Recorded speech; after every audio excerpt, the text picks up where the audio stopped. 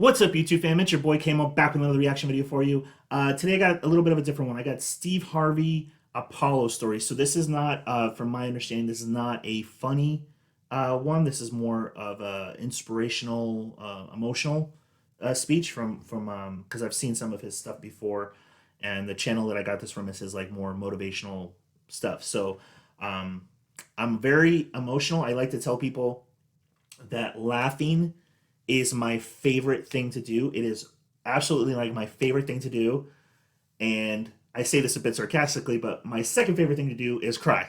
So I don't know if you can relate to that, but I'm an easy crier. Hopefully I won't cry, but if I do, I do. I probably won't, but we'll see. But yeah, I'm just a very emotional person, and so the ones that are very motivational, inspirational, and stuff like that, they usually get me. So let's see what happens here. Also, just for a little while, I'm going to suspend the shout outs for a little bit. I'm still collecting them as I get them, as I get the comments that I really like. I'm still saving those, but I'll probably bring those back in a little bit, maybe in a couple weeks. Okay, so for the next couple weeks, you might not see any shout outs, but I'm still saving them still. So if you guys leave a comment, a positive comment, I'll probably give you a shout out. And with that out of the way, let's get this going. I used to spend the night in hotel parking lots. What was I gonna do? I ain't had nowhere to stay, so I lived in the car. I had $35. For about I don't think I've ever told this before. There was about a 6-month time period where I was homeless too. I lived in a car. And I used to say, like, when I started making jokes about it, I would say like I was middle class homeless or upper class homeless because at least I had a car. I wasn't sleeping on the streets. But yeah, it was a 6-month rough time period, but it was definitely also a learning experience of for gratitude, just to be grateful for what you do have and not take anything for granted. And I said, come on, God, man, I've been trying to make this dream come true. You done left me out here like this. And I was crying so hard that he just said, I didn't like hear a voice or nothing, but he spoke to me in Harvey. He said, if you get up, I'm gonna take you places you ain't never been. Now I was finna quit. So I said, skip it. I'm gonna quit anyway. So I got in my car, I went to a payphone, and I was gonna call my dad. You remember back in the day where you could punch in a code and call your answering machine and get your messages? So I called and I punched in the code, and it said, doop. He said, hey Steve, this is Chuck Sutton with Showtime at the Apollo. We saw a tape of you. You're very funny.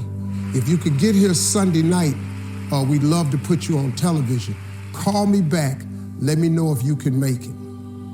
So I hung the phone up. I'm crushed, because my whole dream of being on TV, and I couldn't get to New York. I got $35. How am I gonna get to New York? I can't make it. So I'm standing there at the phone booth, and tears just coming down my face. I said, God, so that must be a sign for me to go home.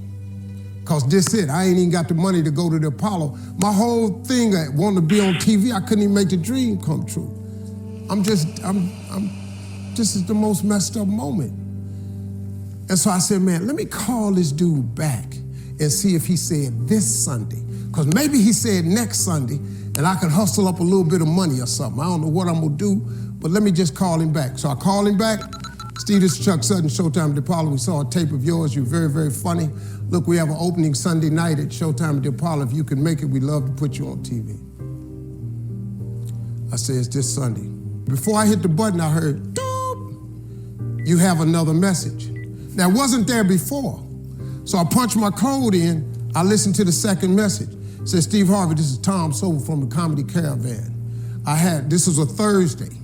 He said, I have a gig in Jacksonville, Florida on Friday night that pays $150. If you can get there Friday night, you'll make $150. So I called him back and I said, hey Tom, did you get a gig away? He said, no, it's still available.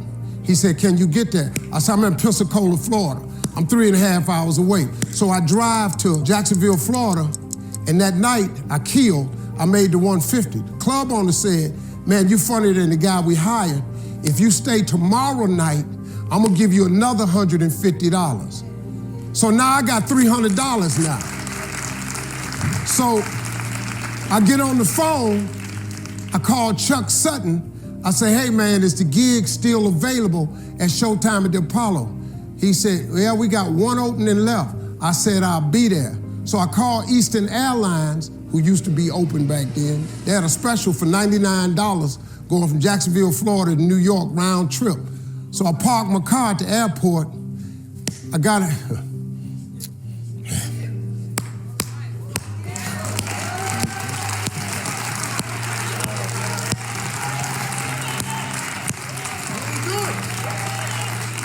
Got him.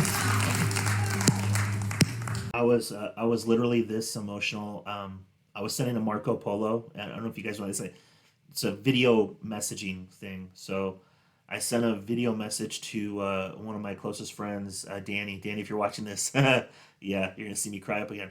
But I was telling him about how I found my DVD of the first time I did stand up, and DVD because that's how long ago it was, back in January of 2010. And I remember I was telling him in the video, I was like, what's crazy about it is because like I invited my friends, but I didn't invite any of my family because, you know, I didn't know if I would suck, you know, I didn't know if they would be embarrassed. So I didn't invite them. And, but I got that DVD and I told them, I said, hey guys, I did stand up for the first time in front of an audience. Like, here's my set if you guys want to watch it. And they were like, yeah, we want to watch it. And then I said, okay, but I can't be in the room with you when you watch it. So I left the room and played it for them.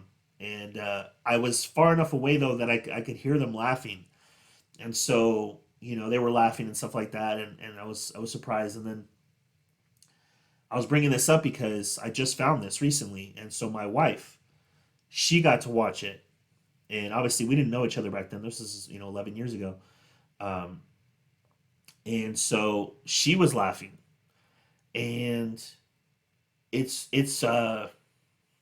funny because one of the jokes that I tell, it was kind of like in the middle, it's just a 5-minute set, but like right in the middle of my set, there's a joke I tell that she laughed really hard at. And so when it was all done, I said, you know what's really funny is the joke that you laughed at, this joke, I'm not going to say what it is because maybe one day if I get to 1,000 subscribers, maybe I'll post the video so you guys can watch it yourselves. But I said, that is the first joke I ever wrote. Like, that what? So I said, that's the first joke I ever wrote. And it was weird because I have trouble watching myself. I have trouble watching myself on this. I have trouble watching myself do stand. I have trouble watching myself, period. Which makes editing really fun. That's probably why I don't edit my videos very much.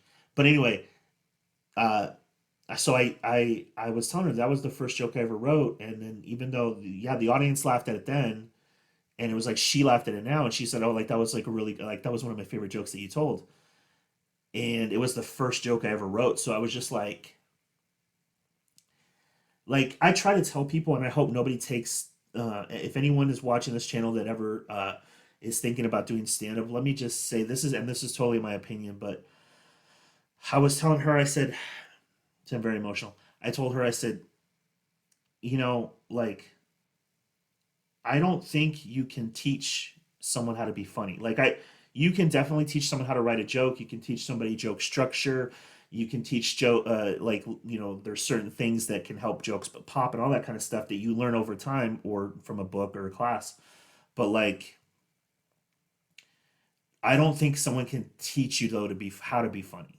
Like, you still got it's and so the fact that that was like a confirmation, sort of that I had a God-given gift to be funny, which is weird because I was never the class clown. I was never funny in school or even, just amongst my friends. But even then, when I was amongst my friends, I was usually the quiet one that was just, observing everything and kind of like, I would make comments in my head, but I wasn't saying, I would be afraid to say what I was thinking out loud for the fear of like someone going like, that's stupid. And there was the same thing with the DVD shift, like not inviting my family. It was the same thing, like afraid that they won't laugh or they'll think like that was stupid. And it was the first time I got confirmation that like God blessed me with that gift. And it really rung true for me. So like right here, the way he's feeling, I 100% feel that way. And it's a rough road, stand up comedy. And I'm gonna get off this to get back to the video, but yeah, just the next time you want to shit on somebody for doing stand up, like if they say a joke that offends you or you don't think is funny or whatever, but you still gotta, the road to get there is very hard. So at least have the respect to go through, for what he went through. I'm not even saying that I went through because, like, you know, I don't even know if I'll ever do stand up again, to be totally honest with you. But so I'm feeling it right now. That made me really emotional. All right, here we go. Got on a plane, flew. Everything I had was in 2 bags. Got to the Apollo. I said, hey man, I'm here. I got there at 11 o'clock in the morning. He said, you can't stay here because you don't come on to the late show tonight. I said, man, I ain't got nowhere to go. I said, if you just let me stay in this building, man, I ain't gonna move around nothing. I ain't got nowhere to go. I'm in Harlem. I can't go back out here. I got these 2 bags. I got victim wrote all over me, man. So he said, all right, if you go upstairs, don't come down. So he put me in the dressing room on the 6th floor. So that's where all the comedians was. So I stayed up there. I got hungry around 3 o'clock, and I couldn't take it no more. So I went back downstairs, a dude named Alton Liston. I said, hey man, he said, man, I thought I told you, don't come down them damn steps. I said, hey man, I'm just hungry, man. I said, let me go to that KFC I saw on the corner. Just let me get some chicken. I'll come right back. He said, man, if you ain't back in 20 minutes, you ain't getting in this building. So I went, bought me some chicken, came back. So the comedians started coming in the building. They started coming up on the 6th floor. So I meet this guy named D.L. Hughley. I introduced myself, he introduced himself. I'm sitting there, another guy come in named Dwayne Johnson. Then this other dude walked in named Jamie Foxx. And I introduced myself. We don't know each other, ain't none of us famous. It's 1991, man. They gave everybody the lineup. I was on the last show of the night. I don't go on to 11 at night. I done had this 4 pieces of chicken. I'm starving, man. That chicken done wore off. I'm nervous, man. I'm about to throw up. D.L. Hughley went downstairs.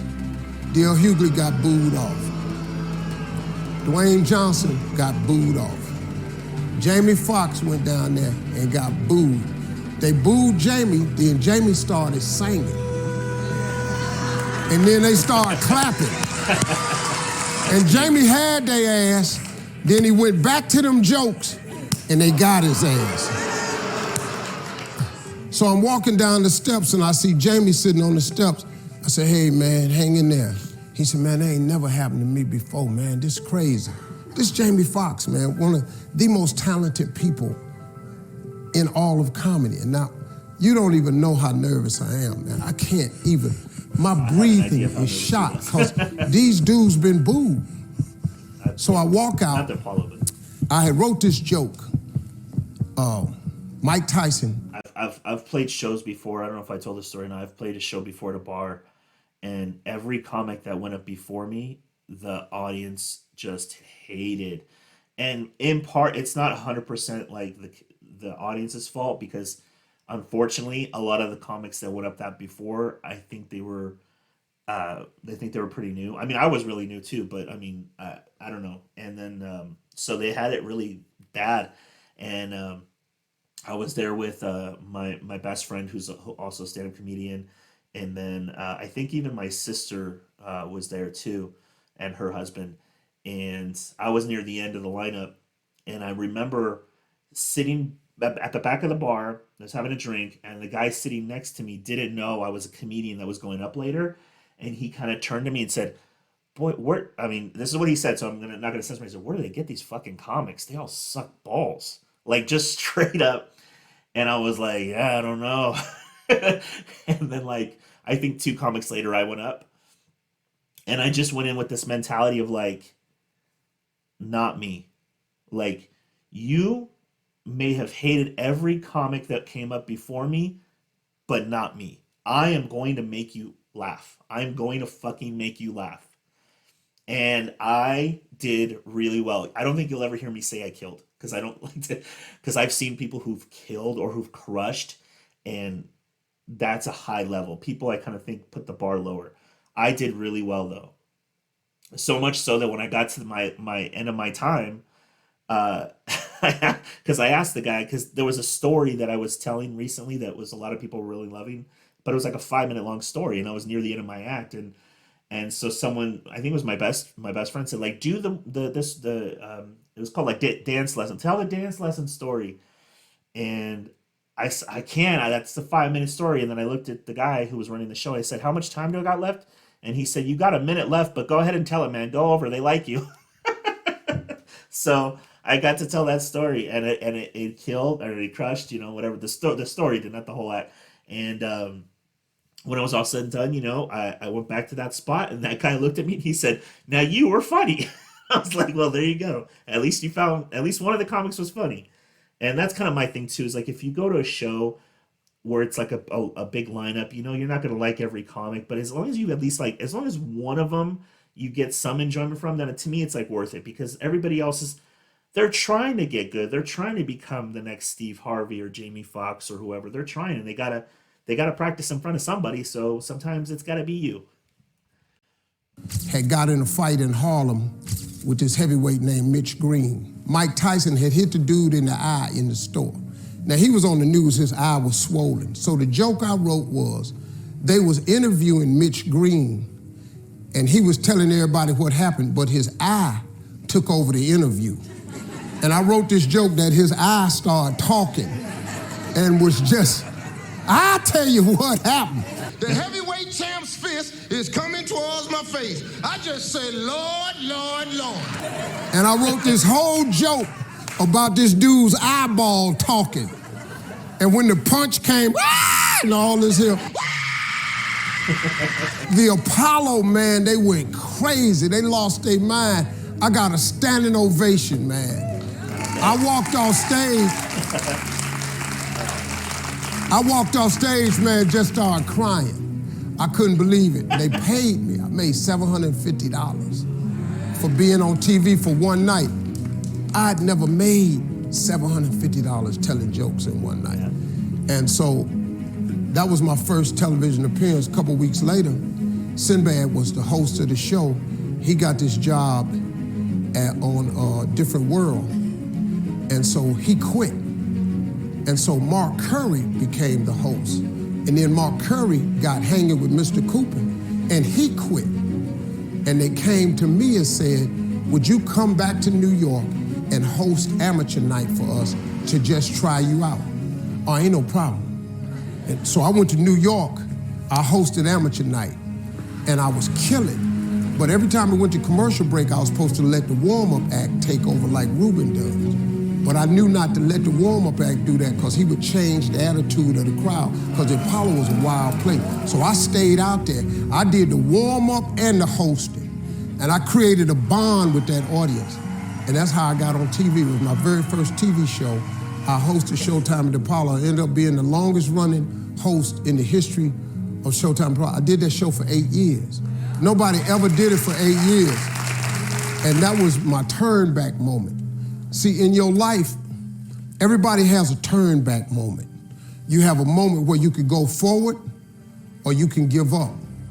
But the thing you have to keep in mind before you give up is that if you give up, the guarantee is it will never happen. That's the guarantee of quitting, that it will never happen, no way under the sun. The only way the possibility remains that it can happen is if you never give up no matter what. Because God is always coming. He's never too late. At your worst moment, look, man, When they told me I had to be in New York, I saw no way I could get there. But that God, though, he make the phone ring. I end up in Florida, I make $300. Then I go to New York, I make $750. Almost got $1,000 out of nowhere. That's what happened to me. That was my moment of never giving up. That's when I first learned that faith was everything, that you have to remain faithful. All right, guys, that was Steve Harvey's Apollo story. Got emotional there. Sorry about that. That's not usually the case with my channel, but sometimes it happens. I told you I'm an easy crier, so appreciate you guys. If you guys could please like, comment, subscribe, share if you found this to be valuable, if you enjoyed it. And once again, I appreciate you guys. Until next time.